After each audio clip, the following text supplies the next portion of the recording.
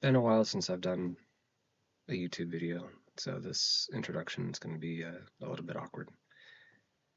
This is meant to be dedicated to somebody, and because this is going on a platform where multiple people will be able to see it, I don't want to name names, though I guess technically I could probably send the link as unlisted, but it's complicated.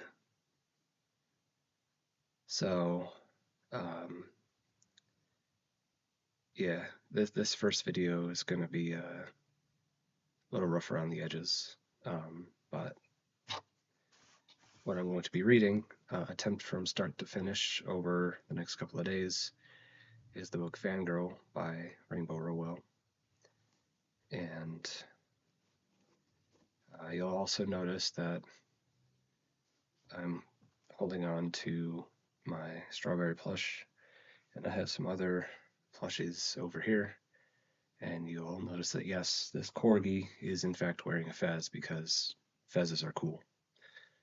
So,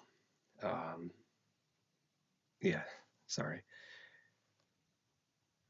The person who I'm dedicating this towards, um, I know they haven't been happy with me, and in a lot of fairness, I've not handled things very well, and I don't know if I really want to go into that right now, but maybe I'll make a separate video apart from the entire reading, because I don't want too much of this eaten up by me going into that, but I am dedicating this to the person who I still very much love, even though I'm probably not deserving of theirs. But regardless, I just want to say that if there ever comes a day where you do want to hear my voice again, that's actually why I decided to do this. Because I don't know. I'm kind of losing my words here. It's hitting me a lot harder than I thought it would. All right. As you can see, there's a bookmark in the book. I've started reading it, but I decided that I wanted to do this instead, and I wanted to do it from the start. It's going to sound really silly to say, but there was a point in time when I was reading this and I had my phone next to me, and because of certain fears in my life, I felt like because I had my phone next to me and because I had the microphone permissions turned on, that this was going to get to the person that I wanted it to get to on some kind of techno spiritual level, I guess you can call it. It's hard to really get into, and this isn't the video for that.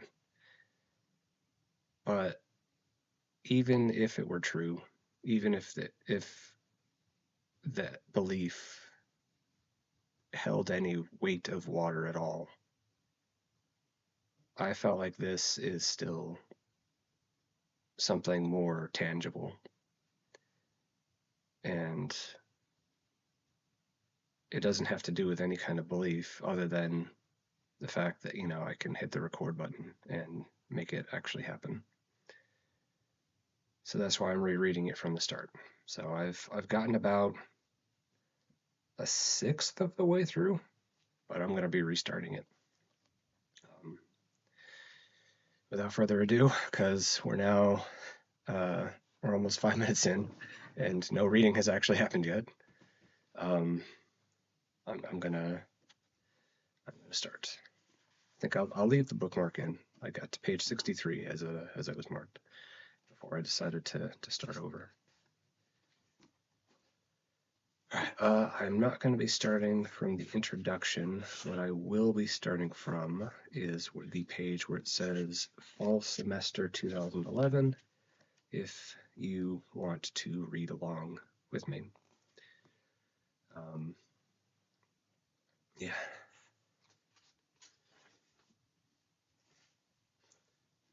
The Simon Snow series from Encyclowikia, the People's Encyclopedia. This article is about the children's book series. For other uses, see Simon Snow Disambiguation.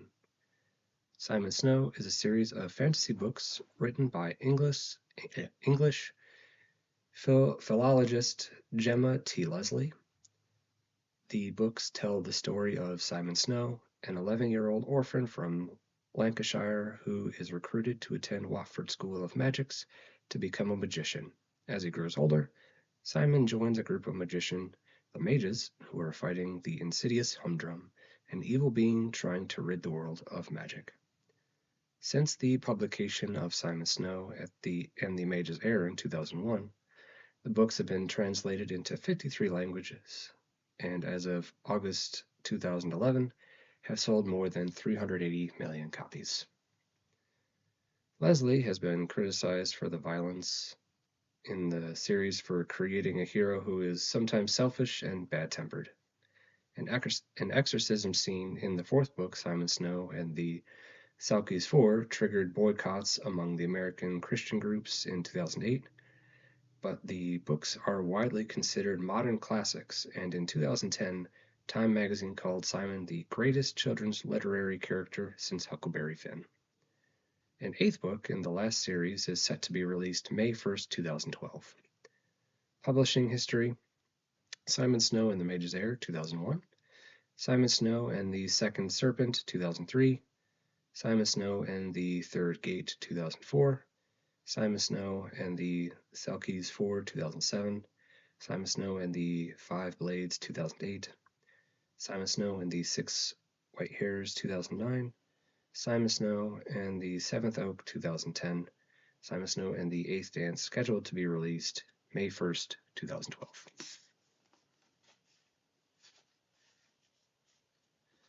One. There was a boy in her room. Kath looked up at the number painted on the door, then down at the room assignment in her hand. Pound Hall, 913. This was definitely room 913, but maybe it wasn't Pound Hall. All these dormitories looked like public housing towers for the elderly. Maybe Kath could try to catch her dad before he brought up the rest of her boxes. You must be Cather, said the boy, grinning and holding out his hand. Kath, she said, feeling a panicky jump in her stomach. She ignored his hand. She was holding a box anyway. What did he expect from her? This was a mistake. This had to be a mistake. She knew that Pound was a co-ed dorm. Is there such thing as co-ed dorms? The boy took out the box. The boy took the box out of her hands and set it on an empty bed. The bed on the other side of the room was already covered with clothes and boxes. Do you have more stuff downstairs? He asked. We just finished. I think we're going to get a burger now. Do you want to get a burger? Have you been to Pear's yet? Burgers the size of your fist. He picked up her arm. She swallowed. Make a fist, he said. Kath did. Bigger than your fist, the boy said, dropping her hand and picking up the backpack she left outside the door. Do you have more boxes? You've got to have more boxes. Are you hungry? He was tall and thin and tan, and he looked like he'd just taken off a stocking cap. Dark blonde hair flopping in every direction. Kath looked down at her room assignment. Was this Reagan? Reagan, the boy said happily. Look, your roommate's here. The girl stepped around Kath in the doorway and glanced back coolly. She had smooth auburn hair and an unlit cigarette in her mouth. The boy grabbed it and put it in his own mouth. Reagan, Cather, Reagan, he said. Kath, she said. Reagan nodded and fished in her purse for another cigarette. I took this side, she said, but she said, nodding to the pile of boxes on the right side of the room. But it doesn't matter. If you've got feng shui issues, feel free to move my shit. She turned to the boy. Ready? He turned to Cass. Coming? Cass shook her head.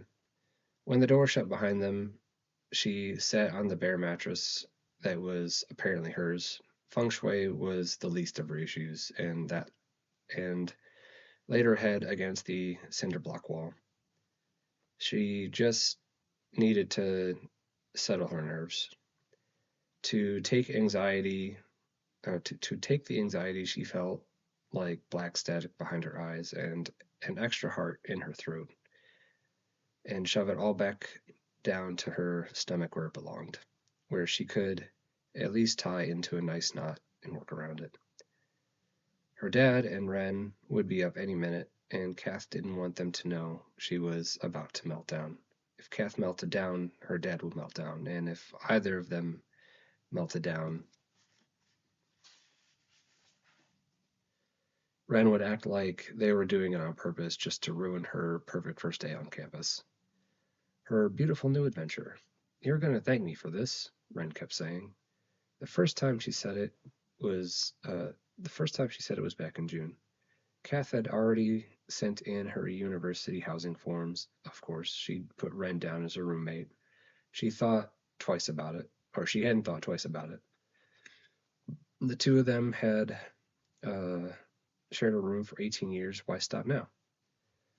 We've shared a room for 18 years, Ren argued. She was sitting at the head of Kath's bed, wearing her infuriating "I'm the mature one" face. And it worked out great, Kath said, waving her arm around the bedroom at the stacks of books and the Simon Snow posters at her closet where they shoved all their clothes, not even worrying most of the time what belonged to whom. Kath was sitting at the foot of the bed, trying not to look like the pathetic one who always cries. This is college, Ren persisted. The whole point of college is meeting new people. The whole point of having a twin sister, Kath said, is not to worry about this sort of thing. Freaky strangers who steal your tampons and smell like salad dressing and take cell phone photos of you while you sleep. Ren sighed. What are you even talking about? Why would anybody smell like salad dressing? Like vinegar, Kath said. Remember when we went to the freshman tour and that one girl's room smelled like Italian dressing? No. Well, it was gross. It's college, Ren said, exasperated, covering her face with her hands. It's supposed to be an adventure. It's already an adventure. Kath crawled up to her sister and pulled Ren's hands away from her face. The whole prospect is already terrifying. We're supposed to meet new people, Ren repeated. I don't need new people. That just shows how much you need new people, Ren squeezed Kath's hands, Kath thinking about it. If we do this together, people will treat us like we're the same person. It'll be 4 years before anyone can even tell us apart. All they have to do is pay attention. Kath touched her scar on Ren's chin just below her lip. Sledding accident. They were 9. And Ren was on the front of the sled when it hit a tree. Kath had fallen off the back into snow. You know I'm right, Ren said. Kath shook her head. I don't. Kath, please don't make me do this alone. You're never alone, Kath said, sighing again. That's the whole fucking point of having a twin sister. This is really nice, her dad said, looking around 913, setting a laundry basket full of shoes and books on Kath's mattress. It's not nice, Dad, Kath said, standing stiflingly by the door. It's like a hospital room, but smaller, and without a TV. You've got a great view of the campus, he said. Ren waved over to the window. My room faces a parking lot. How do you know? Kath asked. Google Earth. Ren couldn't wait for the college stuff to start. She and her roommate Courtney have been talking for weeks. Courtney was from Omaha too. The two of them had already gone shopping for dorm room stuff together. Kath tagged along and tried not to pout while they picked out posters and matching desk lamps. Kath's dad came back from the window and put an arm around her shoulders. It's going to be okay, he said. She nodded. I know. Okay, he said, clapping. Next stop, Shram Hall. Second stop, pizza buffet. Third stop, my sad and empty nest. No pizza, Ren said. Sorry, Dad. Courtney and I are going to the freshman barbecue tonight. She shot her eyes at Kath. Kath should go too. Yes, pizza, Kath said defiantly. Her dad smiled. Your sister's right, Kath. You should go. Meet new people. All I'm going to do for the next 9 months is meet new people. Today I choose pizza buffet. Ren rolled her eyes. All right. Their dad, uh, their dad said, putting Kath on the shoulder. Next stop, Shram Hall. Ladies. He opened the door. Kath didn't move. You can come back for me after you drop her off, she said, watching her sister. I want to start unpacking. Ren didn't argue. She just stepped onto the hall. I'll talk to you tomorrow, she said, not quite turning to look at Kath. Sure, Kath said. It did feel good unpacking, putting sheets on the bed and setting her new ridiculously expensive textbooks out on the shelves over her new desk. When her dad came back, they walked together to Valentino's. Everyone saw everyone they saw along the way was about Kath's age.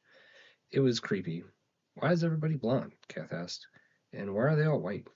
Her dad laughed. You're just used to living in the least white neighborhood in Nebraska. Their house in South Omaha was in a Mexican neighborhood. Kath was the only white family on the block. Oh gosh, she said, do you think this town has a taco truck? I think I saw a Chipotle. She groaned. Come on, he said, you like Chipotle. Not the point. When they got to Valentino's, it was packed with students. A few like Kath had come with their parents, but not many. It's like a science fiction story, she said. No little kids, nobody over 30. We're all the old people. Her dad held up a slice of pizza, soiled green. Kath laughed. I'm not old, you know. He was tapping the table with two middle fingers of his left. Wait, with the two middle fingers of his left hand. 41. The other guys at my age at work are just starting to have kids. That was good thinking, Cass said. Getting us out of the way early. You can start bringing home chicks now. The coast is clear. All my chicks, he said, looking down at his plate. You guys are the only chicks I'm worried about. Oh, Dad, weird. You know what I mean. What's up with you and your sister? You've never fought like this before. We're not fighting now, Cass said, taking a bite of bacon cheeseburger pizza. Oh, geez, spit it out. What's wrong? Did you get an eyelid? No. Pickle. It's okay, I just wasn't expecting it. You seem like you're fighting, he said. Cass shrugged, and She and Ren weren't even talking much, let alone fighting. Ren just wants more independence. Sounds reasonable, he said. Of course it does, Kath thought. That's Ren's specialty, but she let it drop. She didn't want her dad to worry about this right now. She could tell by the way he was tapping the table that he was already wearing thin. Way too many normal dad hours in a row. Tired? She asked. He smiled at her apologetically and put his hand in his lap. Big day. Big, hard day. I mean, I knew it would be. He raised an eyebrow. Both of you, same day. Whoosh, I still can't believe you're not coming home with me. Don't get too comfortable. I'm not sure I could stick this out a whole semester. She was only slightly kidding, and he knew it. You'll be fine, Kath. He put his less twitchy hand over hers and squeezed. And so will I, you know? Kath let herself look in the eyes for a moment. He looked tired, and yes, twitchy. But he was holding it together. I still wish you'd get a dog, she said. I never remember to feed it. Maybe we could train it to feed you. When Kath got back to her room, her roommate Reagan was still gone. Or maybe she was gone again and her boxes looked untouched. Kath finished putting her own clothes away, then opened the box of personal things she'd brought from home. She took out a photo of herself and Ren, pinned it to the corkboard behind her desk. It was from graduation. Both of them were wearing red robes and smiling. It was before Wren cut her hair. Wren hadn't even told Kath she was going to do that. Just came home from work at the end of the summer with a pixie cut. It looked awesome, which probably meant it would look awesome on Kath too. But Kath would never get a haircut now, even if she could work up the courage to cut off 15 inches. She couldn't. She couldn't single white female her own twin sister. Next, Kath took out a framed photo of her dad, the one that had always sat on the dresser back home. It was an especially handsome photo taken on his wedding day. He was young and smiling and wearing a little sunflower on his lapel. Kath set it on the shelf above her desk. Then she set out a picture from prom of her and Abel. Kath was wearing a shimmering green dress, and Abel had a matching cummerbund. It was a good picture of Kath, even though her face looked naked and flat without her glasses. It was a good picture of Abel, even though he looked bored. He always looked kind of bored. Kath probably couldn't have texted Abel by now just to tell him that she'd made it. Or Kath probably should have texted Abel by now just to tell him that she made it, but she wanted to wait until she felt more breezy and nonchalant. You can't take back texts. If you come off all moody and melancholy in a text, it just sits there in your phone, reminding you of what a drag you are. At the bottom where Kath's Simon and Baz at the bottom of the box were Kath, Simon, and Baz posters. She laid these out on her bed carefully. A few were originals drawn or painted just for Kath. She'd have to choose her favorites. There wasn't room for all of them on the corkboard, and Kath already decided not to hang any on the walls out where God and everybody would notice them. She picked out 3. Simon raising the sword of mages, Baz lounging on a fanged black throne, the 2 of them walking together through whirling gold leaves, scarves whipping in the wind. There were a few more things left in the box, and a dried corsage, a ribbon Wren had given her that said clean plate. A ribbon Wren had given her that said Clean Plate Club. A commemorative bust of Simon and Baz that she'd ordered from the Noble Collection. Kath found a place for everything. Then she sat up, beat up wooden desk chair. If she sat right there with her back to Reagan's bare walls and boxes, it almost felt like home. All right, I'm actually going to take time to stop there. That's the end of the chapter. Technically, on the next page, I think that's the technical end of the chapter. But I'm going to take some time to let my headphones charge a little bit more because that's actually the source of what I'm using for my microphone at the moment. And then I will do some more reading. So hopefully that was a nice, enjoyable first start. So I'll just go from there.